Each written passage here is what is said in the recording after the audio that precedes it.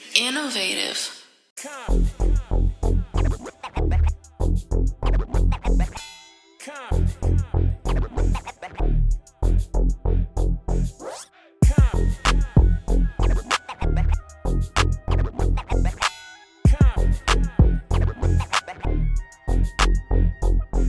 What's the deal? It's your man Deshaun Showtime Watkins. And I'm Cool Ass Cam, the coolest motherfucker on the planet. Woozy, woo. And welcome to the culture of Comptonmania.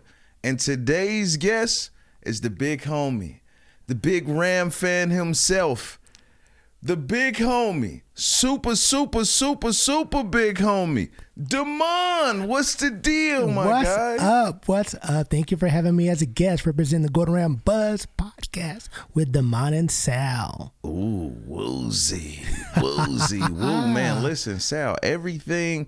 Well, Sal, look, the big homie Sal is the fan of the year. Yes.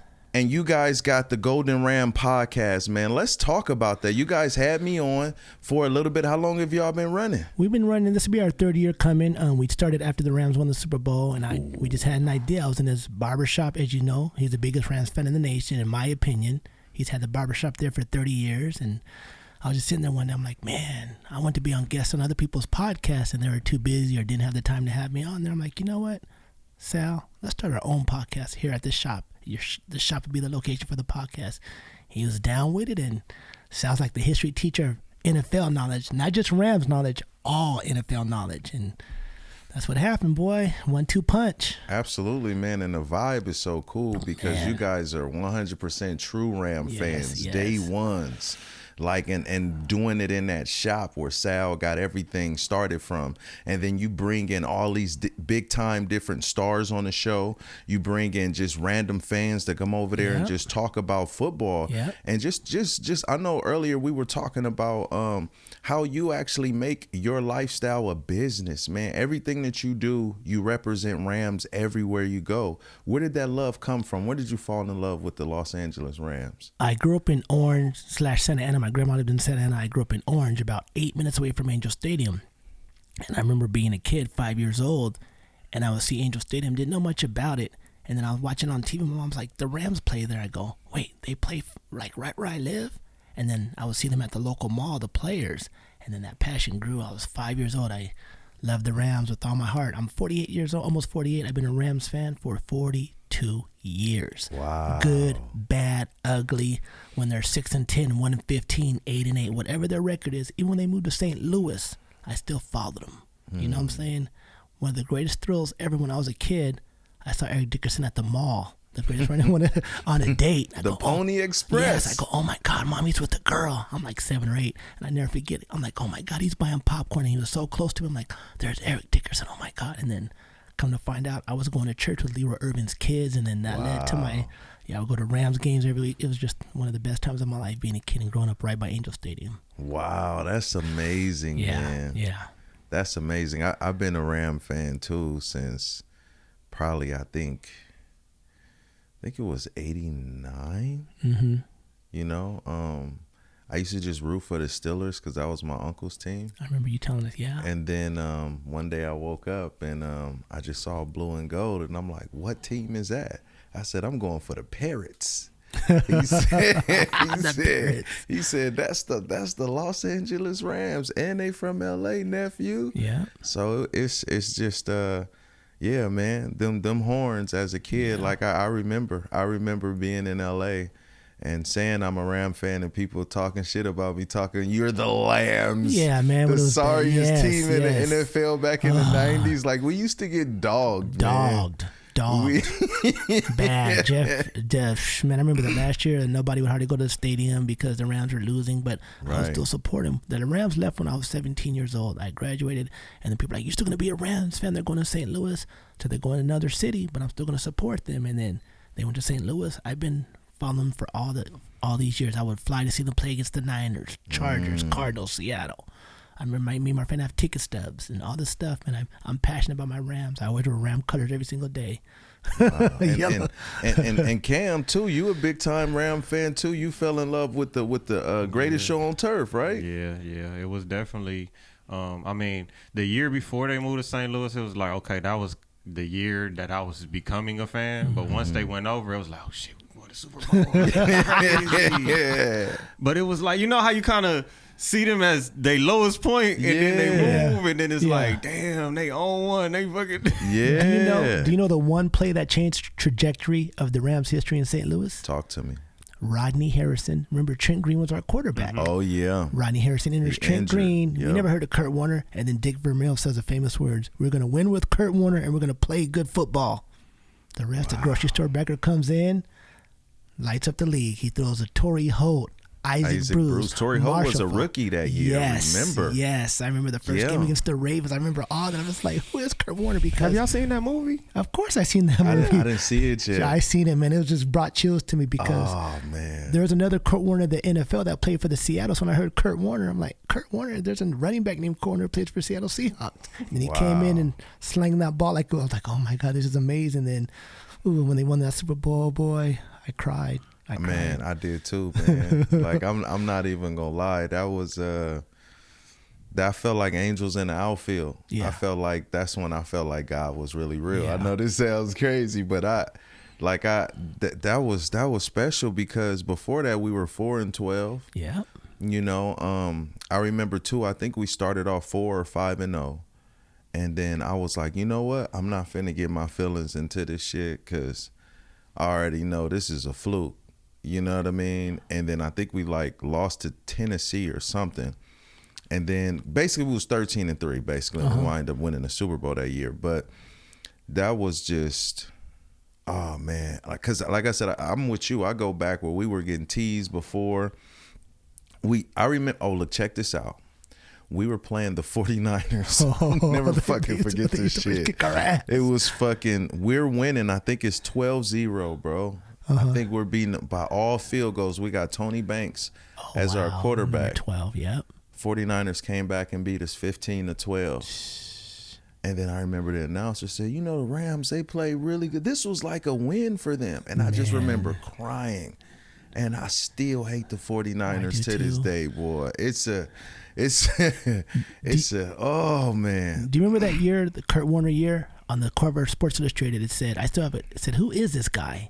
Kurt Warner was on the cover of Sports Illustrated. I still have that. Oh man. I said, who? Like, because nobody knew who he was. He came out of nowhere, and then, man, that 3 years. I remember the cover when they had him, Marshall Falk, Isaac Bruce, Torrey Holt. I think Ricky Prohl was on that thing too. All the receivers. Yeah, that you know was what, like. You know what Ricky Prohl's son's doing? He's on American Idol recently. What? He can sing? Ricky Prohl's son can sing. He started off football. He had an injury. He could sing, dog. Wow. Yes. Well, shit, go get it. Ricky Prohl's son, shoot. Man, I love football. I love the Rams with they're like. Hey, what was my man's name? Oz Hakeem. Yeah. Oh, Oz Hakeem from San Diego State. Super fast, man. Yeah. Super fast. 81. Man, that was an amazing team. That 3-year span when we beat won the Super Bowl in the Titans, lost in the playoffs to the Saints, and then lost to New England when started the Tom Brady dynasty. That Super Bowl, boy, man. Yeah, that was heartbreak. That one right there. I remember my homie Cam over there. I went to church. I had my Kurt Warner white jersey. The St. Louis one with the brown on it, you know what I mean? Yeah. I had these golden blue pants that was like two-tone, like when the sun hit it. I was super rammed up and went to church after we lost. And man, and then 17 years later to feel that same loss again, but this time with 3 points. That was sad. I was there live. I was at that Super Bowl. Each time the LA, when the Rams came back, I bought season tickets in 2016. I've attended 2 Super Bowls. One in Atlanta, they lost 13-3, and then the best one when they beat the Bengals. I was there live in person, and I cried both times when they lost. I was like, and then when they won, I'm like feeling emotion, like, oh my, this is amazing to see their live and watch them win the Super Bowl. Man, they had to win this one because it was the Compton Super Bowl. Yeah, and you can't lose the Compton. Yeah, you Super got Dre, Bowl. You got. I don't know how I would be able to. I don't think I'd have been able to. Oh man, that'd have been tough. The Super Bowl was so Compton out that the field goal kicker for the Bengals watched it. He didn't even go. He's like, "No, this is history. Your own team's playing the Super Bowl. You ain't gonna go in the locker room." He sat there on the bench and watched the halftime show. Oh man, I love our team, man. Oh, And one thing too I want to talk about, just like the Ram fandom, it brings people together from all different cultures, all different backgrounds. Talk a little bit about how many of the crazy Ram characters we see at tailgates. There's an abundance of them, from different like masks and costumes and stuff like that. You got different people wearing headgear. You got people wearing costumes, capes, have nicknames, code names. Me, I'm only Damon Jackson. People are like, what's your Ram name? I go, Damon, but on, TikTok or Twitter, Rams DEJ, but it's like, oh, your name's Damon. I said, yeah, I don't have no like code name. My name's Damon. Like, and you're actually the definition of him. You've been on TV a couple of times as well, right? Yeah, at least about 12 to 15 times. I don't mean to brag, but let's keep it. When the Rams went on the Super Bowl run, I did an interview and then another interview, and then it never stopped, because even in when they made it against Atlanta, when they played a Super Bowl in Atlanta, I was doing interviews out there. Just my energy, my personality. I'm not afraid to talk about my team. I'm proud of my team, so I love my team, man. Yeah, you definitely one of the coolest people to chill with. Like, Damon is whatever information you need, my man got it. He definitely got it.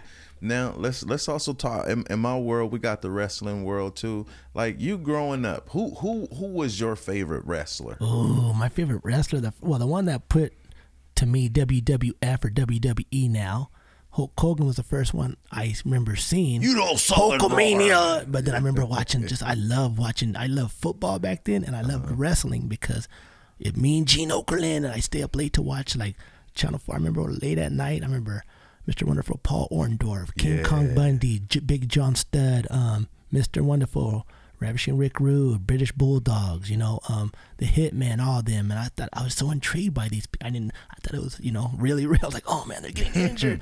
And I remember WrestleMania, I believe, I think it's the first or second one, when Hulk Hogan picked up Andre the Giant. Oh yeah. I'm like, what? He picked up that big dude. Oh my God, does he do that? And then I was intrigued. I used to have the wrestling figurines, the wrestling toys. I used to try to do the wrestling moves on my younger sister. Yeah. DDT, all that stuff. Oh man, what a time it was, man. I loved watching it back then. Yeah, because even Cam, like, we even talk about how like wrestling like inspires so many of us to either go after some of our dreams or goals or something. They were like tall tales that you can see live, like right in front of you. Fables. Yeah. And people don't remember Hulk Hogan was in Rocky 3 or 2 with Mr. T, so people forget that, like, he was in Rocky movies and stuff. Man. So yeah, I remember all that. It's crazy, because that all gives us this buzz. Like, it's the reason why, how the Rams have came into the city. Like, they've participated in being a part of the culture and things that's going around. People like you booming off of it, with the podcast, keeping the team alive. Because I remember, because they wasn't here for 22 some years, and we real Ram fans. So we know what it was like when you out here and you ain't hearing nothing about the Rams unless you got internet. Yeah. So to be able to know that you can go to you for sure. Because of that energy brings so many people together. It opens so many freaking doors, man. Like, even listen, if you trying to experience a Ram game in a real way, you need to talk to the man right there. I mean, you got like the dopest prime real estate spots in the freaking game, man. Thank you. We got a taco lady who makes El Pastor chicken carne asada tacos. And hold on, I've been the season ticket holder. We be like, yo, the food is no good, but if you over there where Damon is sitting, man, hit me up. Gourmet. Gourmet. We got, like I said, El Pastor chicken carne asada tacos, beef links, Costco hot dogs, cheeseburgers. My best friend's the DJ. Big shout out to my partner Vince. I do the tailgate with. Man, just come through. We're there. We lined up about 5:00. They open the doors at 8, but we're lined up military style. Open the doors, boom, and of course Sal's there next to me, my podcast partner. So we got it cracking, man. We 8 till noon, or whenever there's a night game, we go 12 to 4:30, but usually 8 to noon or 8 to 12:30. Pull up, any and all invited. Not just Rams fans, all fans are invited. So you know what that means. Y'all know, like, you know, Fam Bam, we about to be down there a lot too. So shit, if you coming down to mess with us, you need to come over there. That's where we gonna be. You know, we can get so much footage. We might have to do a Comptonmania in that's the what I'm freaking. saying. That's what I'm saying. We might have to bring Comptonmania to SoFi again. Please do. Bring Comptonmania, bring the equipment, interview people. Hey, I want to be on this. Hey, come to our tailgate. Boom. You know, bring this. You're more than welcome. Everybody's welcome to the tailgate. We don't care who your team is.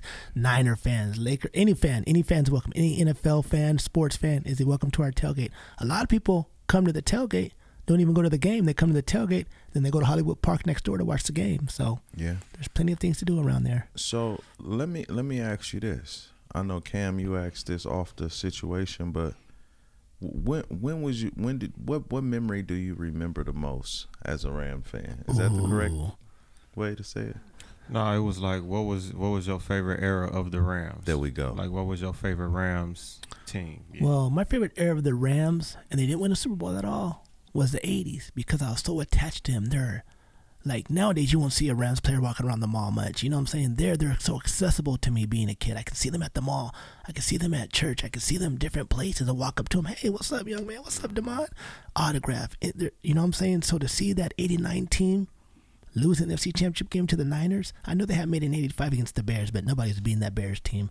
The 89 team was special because the Niners were 15-1 that year. The Rams game, their only loss, and each time we played them, they barely beat us. So I was like, okay, NFC Championship game, we got this. The Rams were up 3-0. Jim Everett throws a pass. It gets caught up in the San Francisco win. Flipper Anderson's wide open, and Ronnie Lott deflects the pass away. And then that created a momentum of Niners winning the game 30-3. The Rams score that. They go up 10-0. It's a different ball game, but that 89 team was special to me, man. I remember Eric Dickerson wasn't even on that team. Greg Bell was running back. Wow. Greg Bell, Leroy Irvin played cornerback. Jim Everett. I remember all their names, man. The 89 team. Flipper Anderson, Aaron Cox. Oh, man. Yeah. Dang, still hurts to this day. It's hard to even think about mines though, because it would probably have to be the St. Louis Rams. Okay, greatest show on turf. When we had Dre Bly, Dexter McCleon, we had Arnelius Williams, we had Adam Archuleta. Had a 31. That was the defense, yeah. That's when I was just like, ooh. I remember that team on Madden. And I used to play with that team on Madden. Unstoppable, boy. Like, dang. Like, now, there's a 3-year span. Do you mean the beginning when they won the Super Bowl, or because Aeneas Williams came after? It kind of all runs together. Like, I just know that's when I was super invested on the defense because Dre Bly was like Deion Sanders. He had that swag, 32. Yeah. You feel me? And he would do his little shit. Dexter McCleon was solid, but I used to love the way how Arnelius Williams used to lock up Terrell Owens. You know what I mean? And Adam Archuleta would strip the ball from somebody and just lay the hammer on him. He was like our version of John Lynch. Yeah, you're right. I just remember that because the offense was always flowing for a cool minute, even when we had Bolger. Like, I love Bolger. Yeah, a lot of people be like, to me, I feel like Bolger's a top 5 Ram quarterback of all times that ever put on that jersey. Like, like for real. Like, you know what I'm saying? Like, I don't, based off of who played for us, hell yeah. You know what a big injustice is? Torrey Holt's not in the Hall of Fame. You got Marshall Faulk, you got Isaac Bruce, you got Kurt Warner. I know. How come Torrey Holt's not in the Hall of Fame? Why do you guys keep on doing that to him? You make him come down to wherever you're doing the inductees at. You're not knocking. Yeah, you're not knocking on the door. Like, come on, Andre Johnson. I mean, he's a great player, but come on, Torrey Holt's one of the greatest. You know, Torrey Holt is getting punished because they were in St. Louis. If they were out here, it'd be way different. I really believe that. I believe that because it's a different market. Like, for real. Like, it was like, and I still love St. Louis, but that's the only explanation you can try to find for it. Well, Kurt Warner played in St. Louis. Marshall Faulk played in Indianapolis, and then you got Isaac Bruce played in Anaheim, and then he went to St. Louis, and he went to the Niners. But Come on, man. Make the four happen. I agree. I totally agree. It should have happened a long time ago. Dude. Bruce should have got in way faster than what he got in as well too. Man. But we're gonna make sure Cooper Kupp get in there right on time. We not finna let it repeat. Aaron Donald better get in there Aaron the Donald's first time. Aaron Donald's man, he can go he better get in the Hall of Fame like when he retires the next day. I know he's supposed to wait 5 years, but straight up. Come on, you know what's crazy? NFL, NBA, and baseball makes you. Wayne Gretzky retire. You know how long it took him to get in the Hall of Fame? Next day. Yeah, they didn't wait 5 years for that. It shouldn't Come have on, to. man. Why do you have to wait 5 years? Plus, on top of that, it's like you playing with time. Like, you know one thing that hurts? That Kobe wasn't alive to see his statue. Why would you have to wait? You know Kobe's going to the Hall of Fame. Hey, give it to him now. Don't wait the 5 years because some people don't have 5 years time. You don't know when the clock is about to expire. Damn. Get him in and let them witness that, Like, I wish, Kobe didn't even get to do his Hall of Fame speech. No, nothing, man. That's sad. Dude. Like, it's and I get it. It's a process, but I think when you get older, you start really looking at how important time is. Yeah. But if you know somebody's an instant Hall of Famer, like LeBron, does he have to wait 5 years? But here's the thing. Here's the thing you got to look at, too. If you put him in real quick, what if scandal come out? Then, you know how they're trying to cancel everybody. Well, hold on. Scandal came out for OJ, and he still was in the Hall of Fame, and he still got his U.S. He's still in the Hall of Fame? Yeah, they don't take you out. You can once you're in the Hall of Fame, they can't take you. Might look up Ty Cobb. He's in the Hall of Fame. He did some racial stuff back in the days. They don't once you're in the Hall of Fame, they don't take you out. It's just once you before you get in their scandal, you can't get Pete Rose. So he's already. So basically, you got to beat the scandal. You got to beat the scandal time. Let me in now. Come on. Rose about to drop something right Pete now. Rose not in the Hall of Fame. Scandal before it happened now. But once you get in, scandal can happen. They can't take you out. Now that's the question. Can you always can you remove the talent from the individual, or do you still reward the individual? What? How does that work? Meaning, example, what like R. Kelly, do you still listen to the music, or do you just throw the whole thing away? I haven't listened to R. Kelly in a minute, but if it comes on the radio, I don't turn the channel. I just be because do you take away do you from sing along? 12 plan, giving you out. I feel. I can't sing along because I can't sing. You know you be in the car by yourself and you like shit come on the radio. Pressure. What do you do? Sexy in the club. I don't have no problem playing it. Like Chris Brown's situation, his concert tickets are selling out, and we know he's situation with Rihanna, but he comes on, hey, listen, because he's been through some stuff. A lot of people been through some stuff. Back in the 60s, 70s, stealing people's wives and get grits thrown on them and stuff. I don't Hal Green. Come on, dude. There's a lot of stuff going on. I don't disagree with it. I'm just throwing it out there. Because you listen to the music, you may not know the person, but you're listening to the music. I never met Chris Brown, but if he makes good music, you listen to it. That's your prerogative. Or R. Kelly, I wonder how many people got hot grits thrown on them after Al Green. You know what's funny? I love grits. I can eat grits. That's assault. I love grits. Yeah. I eat grits with butter. I love me some grits, dog. Shrimp and grits. Sugar and grits. I love grits for reals. I can eat grits every day. Yeah. The funniest thing is you gotta go to Denny's and ask them for grits. They don't have it anymore. Exactly. They don't have grits anymore at Denny's. They got rid of them. They took it off the menu. I used to go there and get them. Wait. So that's what's funny about it? Yeah, because they don't have them no more? They ain't. You go to a restaurant and always ask them for some shit they don't have. But if you go to McDonald's, ask for a Whopper and watch how they look at you. But for the longest time, Denny's had grits though. You know that, right? Yeah. Yeah, but they took them off. Why don't you guys take them off the menu? Dang, I love people I like grits.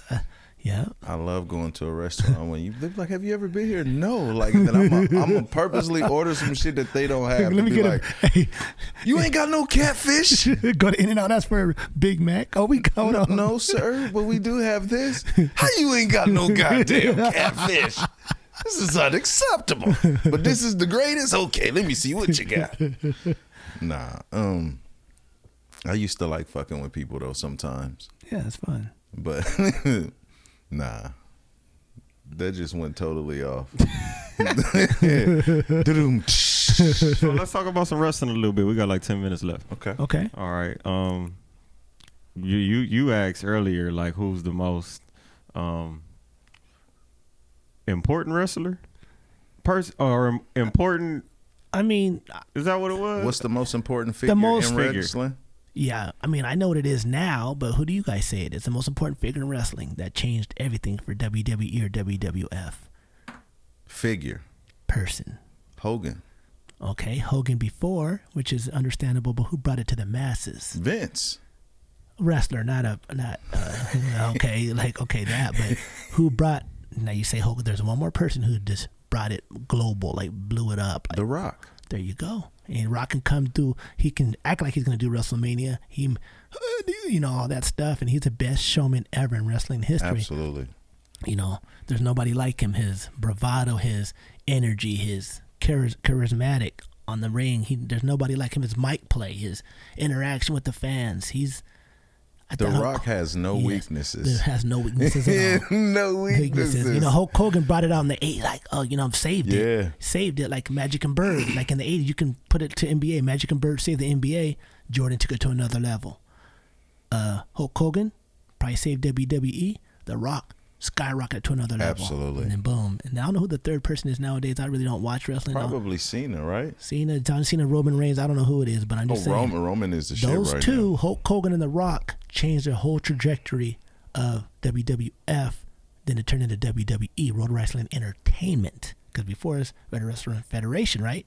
You put that entertainment, that means it's like, anything you put entertainment behind. Well, they had to beef with the World Wildlife Foundation. Yeah. But I'm saying you have to change the name. WWF with the panda. Now I ask you a question: who owns WWE now? Because it ain't Vince McMahon. Endeavor. And who they work with? TKO. TKO. And who else? UFC. The UFC. So it's a partnership that bought out UFC and WWE. Yeah. I watch all that. I watch UFC a lot. I don't really watch. I'm not gonna lie. I don't know anything about wrestling right now, unless WrestleMania. The second biggest event after Super Bowl at SoFi was WrestleMania. Anytime WrestleMania goes anywhere, but to come to LA, 100,000 people on the street. I seen it with my own eyes. I'm like, this is crazy. Wow, and that was a double day situation. Yes, what was that hectic like? Was the Super Bowl an all week thing? Super Bowl is basically like, build up is this and that. You have people coming in from out of town, but wrestling brings people from everywhere because there's a lot more wrestling fans than there is football fans. Right. You know what I'm saying? The people love wrestling. You know what I'm saying? You get everything. Some people like football. It's global. It's the number one sport in America's NFL. But SoFi, when that WrestleMania came, I'm looking like, this is unbelievable because I see in the streets packed, people smiling, people laughing, No matter who your favorite wrestler is, nobody has like wrestling. No, man, like people are getting along. You know what I'm saying? Because they're all there for one common thing. Like I may like the Rams, somebody may like the Niners. There may be some trash talking, but in wrestling, I don't know who's like Roman Reigns has beef with who. I don't know how it works. So, I just saw people hyped up. Everyone's there for the fandom. Yes, everyone is. It's like cosplay. It's the pageantry, the camaraderie. Camaraderie ain't even a word. People sharing food, like people buying merchandise. Breaking bread. Yeah, dog, merchandise is flying off the shelves, It's dude. the culture of it all, the excitement, the buzz, the feeling, the no matter who's on a card, it's all about who's in the audience, who's there, like what's happening, the setup, the way how the city is represented. Even when Bianca Belair came out, she had the Compton Divas out there with her. See, like that was huge. She forgot one person. You said she had the Compton Divas, right? Mm-hmm. Why didn't she have Comptonmania? You as a manager coming out as well. Like, hang on, you got the Compton Divas, you ain't got Comptonmania here? One of the biggest wrestling fans. Yeah, do your trademark thing. I know, man. that would, but you know, like for me it was even before WrestleMania when they had the Thursday event like months prior, and it was just like a free event for everybody to come out. Yeah. And so me and a couple of my guys, we go, and walking in there, it's like a couple of people recognized us, which was like, what the fuck? That's kind of that was kind of different, We going up in there, we shooting a little something that we doing for Comptonmania, and then I turn around and I look at the ring, And in this ring, there's Ram cheerleaders, there's Rampage, there's the Lakers cheerleaders, there's the Kings cheerleaders, and there's a fucking wrestling ring. Damn. And then I'm there with my company. And this is the stadium that I took my grandma to before we even got there. Like, we looked at the design of it. Mm-hmm. I took her there when we did the walkthrough. I've been to games here. I was a season ticket member here, and to turn around and look at the ring. And as a kid, this is like the ultimate dream. When I turned 30, I had a cookie of like a Lakers jersey, a Ram jersey, and a WWE cookie, right? But it's like how is this fucking happening where it's like everything that I ever act. This is why I feel like to complete this, the Rams going to go on a dynasty run. They're going to win by like 3 or 4 championships. Hopefully, man. And that's going to really complete. And then I'm going to wind up being a partial owner of the Rams. But Nice. and SoFi will be a home of Comptonmania. But it's like everything is like really just like, yo, it's lining up. Yeah. Now, I don't know. I could be crazy. But I wouldn't say that I would see where we at now. That's why even having this conversation with you is crazy, because it makes it even realer, because you live in that same dream. Yeah. Yeah. You know, which is wild. Passionate Rams fans. I remember seeing you on social media. I'm like, man, there's a black guy who likes wrestling. Comptonmania. Right. At first, I thought it was wrestling. I'm like, dang, he's, I'm thinking about all the Junkyard Dog, all the imagery of you have of black wrestlers that I grew up watching. Like, man, I gotta see who this guy is. It was so funny. Your exuberance and your energy. I was like, I gotta see who this guy is. It was funny. Your name is close to mine. I was like, this is amazing. I gotta meet this guy, because I always saw your energy through social media and stuff like that. That's dope. That's dope. That's like how y'all came across each other, Yeah. You never know who's watching, man. I saw his page. I'm like, who this guy? And I saw him from a distance. I was like, man, that's him. That's that guy. He's like, he's a reflection, because you that way too. Like, you know what I mean? The energies is like, is like, yo, you start to find your tribe everywhere. Yeah. You can't fake energy, man. That's Man. one thing. Like they say, dogs know energy. You know what I'm saying? Roof. Yeah, you know energy right away. And I'm an energy person. I need to be around energy. I like to be around creative people. It could be anything. I like to be around great energy and creative people. If I walk into a room and the energy's off, I will walk out. Doesn't matter who it is. Family, friends, people I've known for years. If the energy's not right, I will leave an environment. You know what I'm saying? I need to be around great energy. I gotta ask you this one question before we get up out of here. What do we need to get us over the hump? Because I know we need an edge rusher. We need probably another cornerback. And we just signed another offensive lineman just now. Yeah, offensive lineman and a tight end. Is there anyone in particular you're looking at too as well? I mean, you can't get that defensive player from Penn State. I forgot his name, but Aaron Donald's getting older. Yeah. He has maybe 1 or 2 years left, so we need an edge rusher, because Aaron Donald gets triple teamed and the dogs got to eat. Last year we had a great defensive guy, Brian Young, and all Kobe Turner, but we need more. I want a backup running back, a deep threat receiver, because Cooper Kupp and Puka Nacua are not really deep threat receivers. They're great receivers, but not really deep threat. You don't like Robinson? Yeah, but he doesn't really stretch the field. Like, I want a deep, like, throw the ball 80 yards. Somebody can come under that. You need like a Deshaun Jackson. There you go. Like a Deshaun Jackson, but fast. Like Tutu Atwell's not that type of guy. He's short. He runs like, doesn't really run deep routes like that. He does, but he's not like, you know what I'm trying to say. I love him to death. But yeah, I think we need a backup, a defensive end, a backup running back, and a receiver. And the Rams last year, they drafted people we never heard of. So April 25th or 24th to the 27th, see what they pull out up their sleeves this year. Yeah. Whose house? Rams house. Woolsey. Man, listen, tell everybody where they can follow you at. Please follow me, Gordon Ram Buzz Podcast on IG, TikTok Rams DEJ, YouTube, Gordon Ram Buzz. Big shout out to my partner, Sal, 2023 Rams Fan of the Year. Big Sal Martinez. Big shout out to Comptonmania for having me on this show. Big shout out to your staff, your crew. This is great, man. I want to come back here and talk some more. I could talk about Rams. I could talk about hip-hop, anything. Okay. I'm a big hip-hop head, R&B fanatic as well. All day. And it's your man, Deshaun Showtime Watkins. Follow Comptonmania everywhere. Make sure you follow the culture of Comptonmania. Follow Innovative Culture. Follow all of us. Woozy, woozy, woo. Y'all know me. Y'all can tap in with me at COOLAZZCAM. Tap in with our website, www.theinnovativeculture.com. Follow us on Instagram at innovative.culture and subscribe to our YouTube at youtube.com/innovativeculture. We out of here. And remember, let your light shine. Don't let nobody blow on your candle. Pause.